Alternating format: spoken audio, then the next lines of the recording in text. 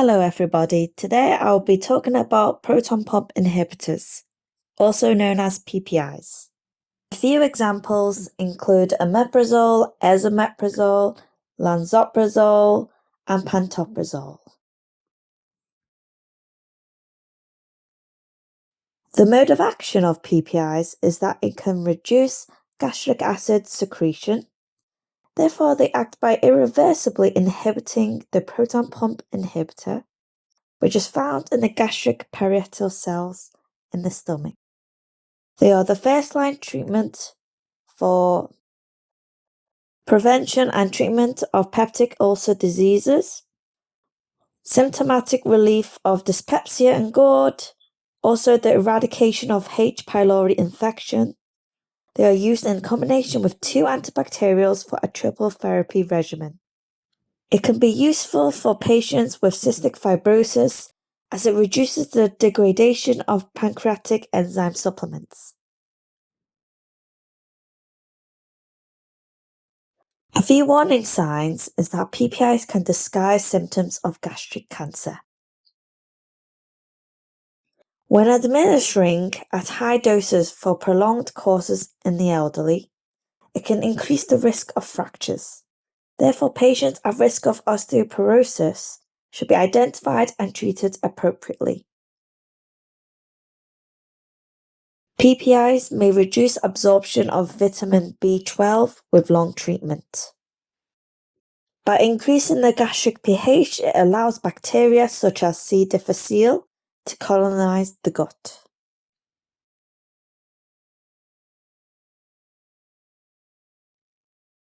The most common side effects include gastrointestinal disturbances such as abdominal pain, constipation, diarrhea, as well as headaches, flatulence, and nausea or vomiting. The main monitoring requirement is that serum magnesium levels should be monitored as prolonged treatment with PPIs can cause hypomagnesemia, which means low magnesium in the body, which if severe can lead to tetany and ventricular arrhythmias. Therefore, it's very important to measure the magnesium concentrations during treatment, especially in combination with drugs such as digoxin, which can reduce magnesium in the body. If this occurs, stop the PPI or give a magnesium supplement. Patients with moderate or severe liver disease should reduce the daily dose by at least 50% due to decreased clearance. This also applies for elderly patients. Lansoprazole doses shouldn't exceed 30 mg.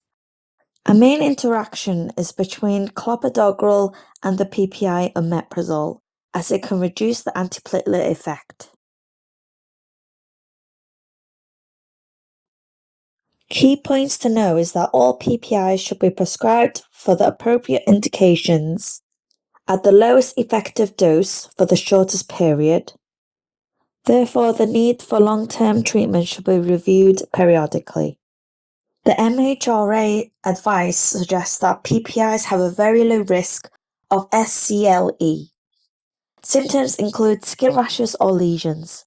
It is advised to avoid exposing the skin to sunlight and consider discontinuing PPI unless it is required for serious acid-related conditions.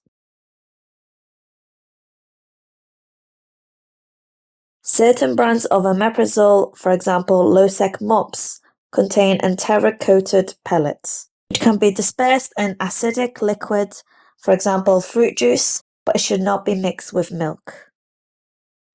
Lansoprazole oral dispersible tablets should be placed on the tongue to disperse and swallow, or may be swallowed whole with a glass of water.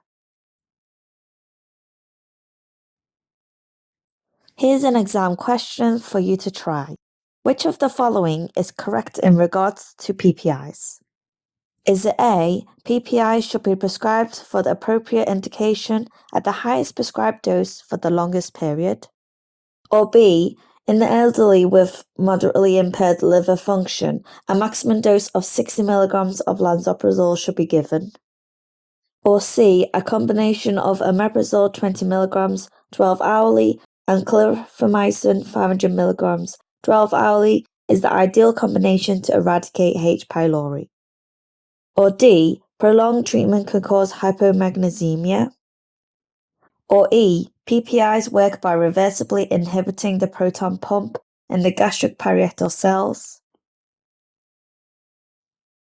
So the correct answer is D, prolonged treatment may cause hypomagnesemia. A is not correct as it should be the lowest prescribed dose for the shortest period. B is not correct as it should be 30 mg. C is not correct as it should be a triple therapy. And E is not correct as it should be irreversibly inhibiting the proton pump. Thank you so much for watching this video. Please like, comment below on this video, and subscribe to our channel.